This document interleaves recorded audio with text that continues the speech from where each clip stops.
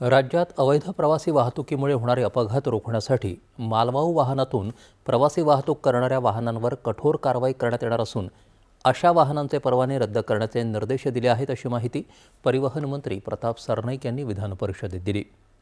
सुनील शिंदे यांनी मांडलेल्या लक्षवेधी सूचनेला ते उत्तर देत होते. अधिकारी बेकायदेशीररित्या प्रवासी वाहतूक कारवाईत हलगर्जीपणा करत असल्यास त्यांच्याविरुद्धही कठोर कारवाई केली जाईल, अशी ग्वाही त्यांनी दिली. राज्यातली वाढती लोकसंख्या आणि सार्वजनिक वाहतूक व्यवस्थेवरील ताण लक्षात घेऊन एसटी महामंडळासाठी 8,300 नवीन बसेस खरेदी करण्यात आल्या आहेत. संबंधित मार्गावर तात्पुरत्या स्वरूपात प्रत्येक तासाला एसटी बसेस चालवण्याचे निर्देश दिले आहेत. पुढील 2 ते 3 महिन्यात दर अर्ध्या तासानं बससेवा उपलब्ध करून देण्याचा शासनाचा मानस आहे, असं त्यांनी स्पष्ट केलं.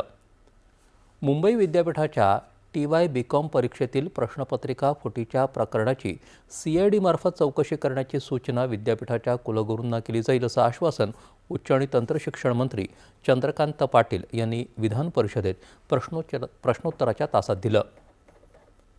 भाई जगताप यांनी या संदर्भात तारांकित प्रश्न उपस्थित केला होता. सिडको परिसरातील तलावांमधील पाणी प्रदूषणाच्या प्रकरणाची चौकशी करण्यासाठी विभागीय आयुक्तांच्या अध्यक्षतेखाली समिती स्थापन करण्यात येणार असून महाराष्ट्र प्रदूषण नियंत्रण मंडळामार्फत परिसरातील सर्व तलावांचं पुन्हा सर्वेक्षण करण्याचे निर्देश दिले जातील, अशी माहिती मंत्री उदय सामंत यांनी विधान परिषदेत दिली. विक्रांत पाटील यांनी मांडलेल्या लक्षवेधी सूचनेला ते उत्तर देत होते.